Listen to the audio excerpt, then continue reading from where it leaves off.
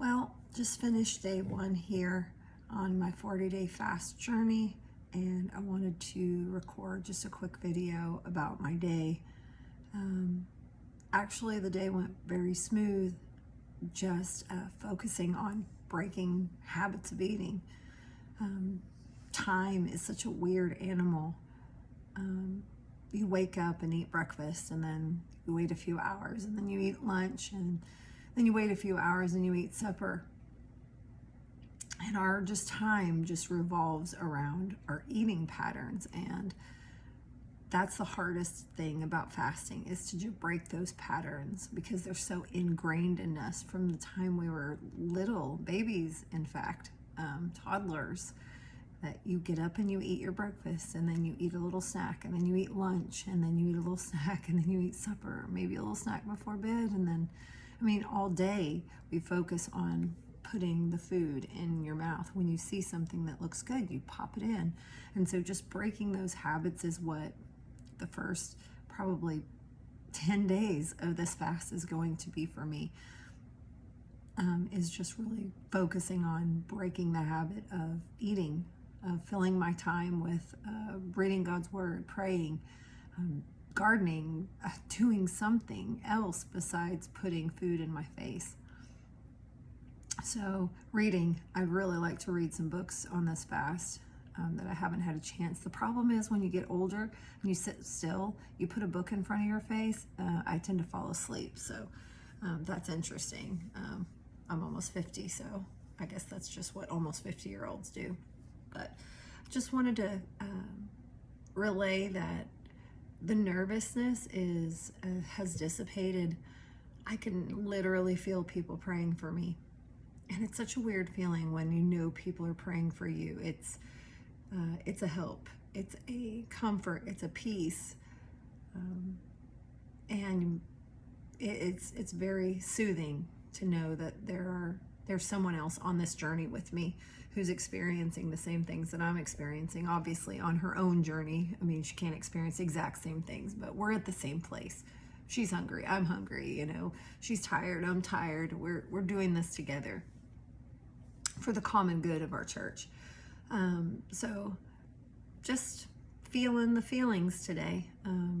This morning was so overwhelmed with God's goodness and His grace and His mercy,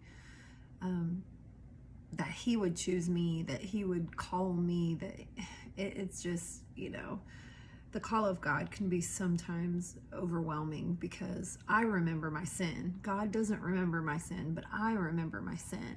And so that sin stands in stark contrast with the life that I live now. And some of those things that I did, I can't believe God picked me.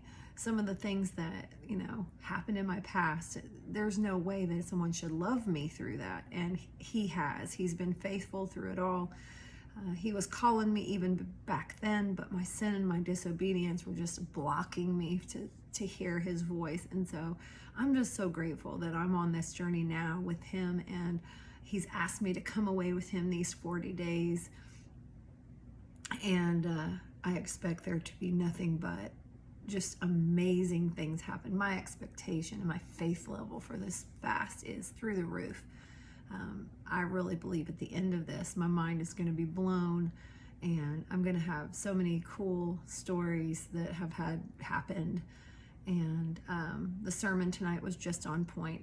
Brother Ryan preached, and who's a gentleman in our church who's a great writer, great actor, but he preached tonight and talked about stretching.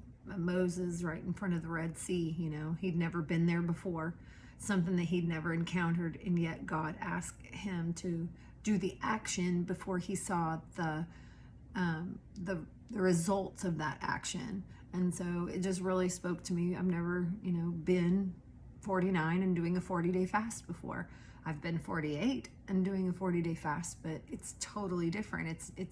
I'm in a different place. This is for a different reason, a different cause, different situation. So to stretch forth, and of course, when I was called to this fast, I believe there's an image that I keep seeing in my head, and that's of a woodland field and Jesus is there, and it's this beautiful light that's filtering through this forest, and he's there, and he's got his hand outstretched, and he keeps saying, come away with me, come away with me, like he's reaching his hand towards me.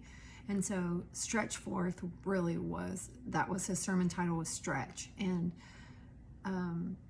God didn't ask me if I was afraid to come on this journey. He just asked me to go. And so I really, the message resonated with me, that sometimes we don't get, it's not about our feelings. It's about God asking us to do something, and then watching the results of our obedience can be a very beautiful process. And then the end is where we get to feel good about what we've just done. That's when the feelings get to come. And so that was a beautiful message.